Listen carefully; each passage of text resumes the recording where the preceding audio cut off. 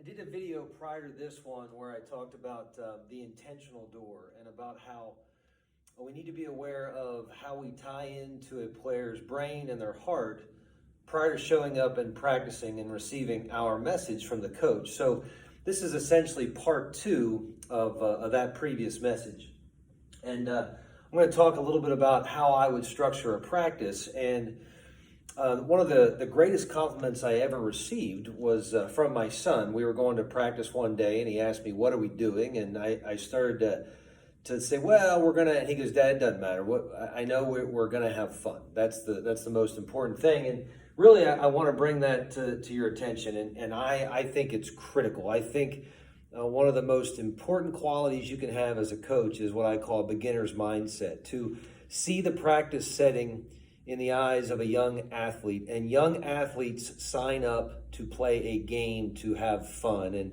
And now you got to be aware of your audience, right? So we always qualified the people that we were coaching as sampling, specialized, and invested. And your sampling kids are those kids that are just trying out the sport. Your specialized kids that are the ones thinking about making it a life's journey and passion. And your invested kids have made it their passion and their journey. So you gotta know who you're dealing with, because my 8-year-old practices were entirely different from a micro level, not from a macro level. From a macro level, everything we did was trying to stimulate this energy, excitement, and tie into emotion. But from a micro level, it definitely changes what you're actually doing in practice. Okay, so that's something you have to know your audience. We call them sampling, specialized, invested. Okay, so here's the way I would always structure things. I would always work under the time constraint of an hour and 30 minutes. To me, if I needed to make sure I could get in an hour and 30 minutes, so I wouldn't overextend time. But truthfully, if you played on my team, like, I would show up so darn early if the field was available, because I wanted more than an hour and a half, but I also didn't want to commit players to more than an hour and a half.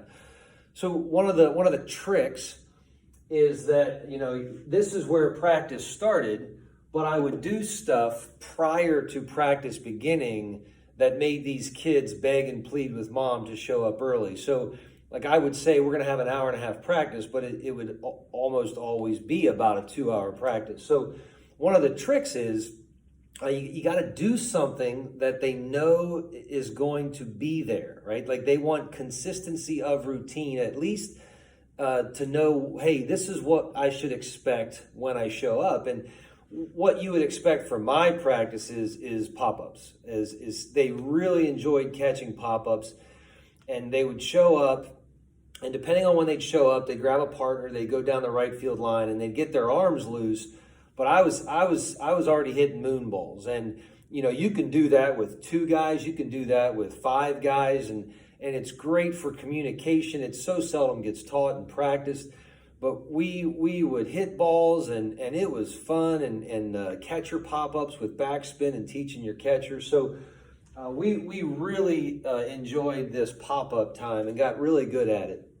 And that gave them a reason to show up, excited about what was coming. And then what happened next was I tied into something. I didn't want to stop. I didn't want to stop the momentum and talk to them and break this energy. So we jumped right into throwing accuracy stuff. One of the things I believe is the best defensive team is the most accurate throwing team.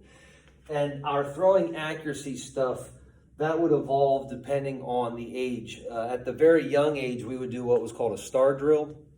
And star drills are successful for 8, 9, and 10-year-olds when they can just complete them. They can just hit targets. But the older you get, they become more successful when your transition starts to get clean. And then you get faster and faster and faster.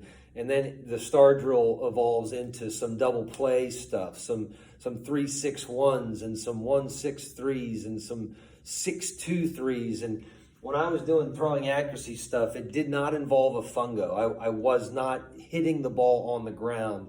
It was all throwing accuracy stuff so we could get more reps. And then after that, then they'd take a drink and we'd chat and just, recount the day's events and have just some downtime, but then we would always jump into some situational scrimmage. So this was always the backbone to my practice, these situational scrimmages. And my go-to was runner on third base, 1 out. And what I would do is I would have the pitcher on the mound, and he would have a ball in his hand, and the coach would be in front of him. And what I wanted the pitcher to do is I wanted the pitcher to feel the idea of runners on base. I wanted him to dictate the pace. You know, I as a coach, I wasn't going to throw home until he simulated delivery home. But if he could pick and he could run inside moves and within reason, you know, the pitcher can certainly slow down the pace of a practice. But we would talk to him about that. But I wanted him to have the ability to pick if a guy got to first base. So we would run these situational scrimmages, always a runner on third base and always 1 out. That was critical for us. And the reason why was, this is how I believe learning occurs. It happens in 3 stages. You got to make sense of what's coming in. Then you got to store it. You got to have a place to store it. And then you got to go retrieve it. And the vogue terminology for that is training ugly. Instead of scripting a plan and asking your guys to execute the plan, which is what they call deliberate practice, you know, do the same thing over and over and over again until you get great at it. The other piece is this idea of training ugly. And training ugly has those 3 components: make sense of it, store it, and retrieve it. In this piece, that's what we were tying into, is as long as we had a runner on third base and 1 out, then the defense had to think critically about what was asked of it. In other words, let's say the batter hits a double and he gets to second base. Well, obviously this guy scores, and now one of these other guys slides in, and now what we have is we have runners on second and third, 1 out. Always a runner on third, but runners could pop up in various spots depending on the batted ball. So now your defense they have to think critically. They have to make sense of what they're seeing. They have to have a plan of attack, and then they have to execute it. So what we loved is, you know, as long as there's a runner on third with 1 out, your infield could be in, they could be back. You could move your corners. You could corners in. You could get your double play ball. You get your sacrifice fly ball. Catchers getting placed to plate. You get authentic rundown opportunities. It was so good that it really, in order for me to deviate from that as a big chunk of my practice, I had to have a really good reason. So that was this staple component to what we were doing. But then what I would do next is I would have a micro teach. Okay, so that thing, I'm not sure how long it took place. Guys are getting swings and defense, and it is a lot of fun and high energy stuff.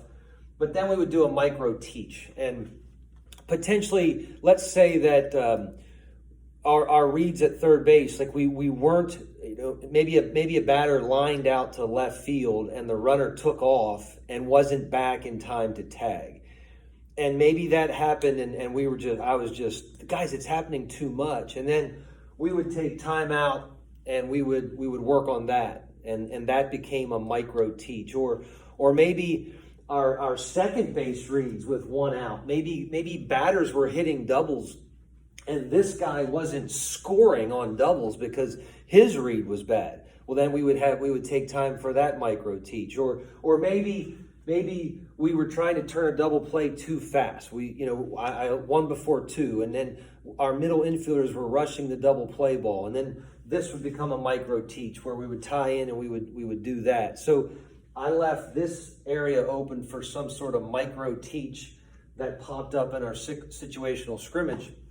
But everyone wants to hit, and it's why people sign up to play baseball. So at the end of practice, I always wanted to begin practice on a fun thing, and I wanted to end practice on a fun thing because that's what they would remember, and that's what I wanted. I wanted them to remember the end of practice. So we had these it was very flexible, and I would listen to the kids, and sometimes they'd say, let's play horse, and horse was a staple of what we did, and no takes, no foul balls. If as they got older, sometimes the horse, but even older kids loved horse, so I don't want to assume that they didn't like it. But sometimes it was more about the swings than the game. Recently, I've really been locking into what I find is an extraordinary way to create, to elevate the heart rate, to elevate the pulse, I should say, where they care immensely and the swings become magnified. So what you do as a group is you say, hey, we're down 3, you got 6 outs to go. And you got 1 shot for glory, so it's not like you got 5 swings here. And that's true in all of these, by the way. It was 1 shot for glory, high volume swings. But so imagine this. Imagine you get 6 guys in, you got other guys out, and you say, hey, you're down 3 and you got 6 outs to go. So essentially, if you're a 7-inning game, you're in the 6th and 7th inning and you're down 3. And what happens is now, instead of competing against each other, now they're competing together, trying to beat some standard. And man, the emotion that this brings is when a guy catches a gap for the game winner, like they honestly celebrate together. And it's just a really fun dynamic. And that's the way I've always done it. I've done it that way for a very long time. You get excited practices, you get them ready to show up, you get better. I'm not a big fan of drill work during a team setting. I think that's for the cage, that's for the coach and the player one-on-one. But when you got them together, they want to be this social thing. They really enjoy each other's company and they want to be a part of each other. So as you can see here, almost everything we were doing was collectively to grow the team, but also to try to help them learn what their role is in as part of the team. So great success for us. We had a ton of fun doing it, and maybe you'll find value in how we did it.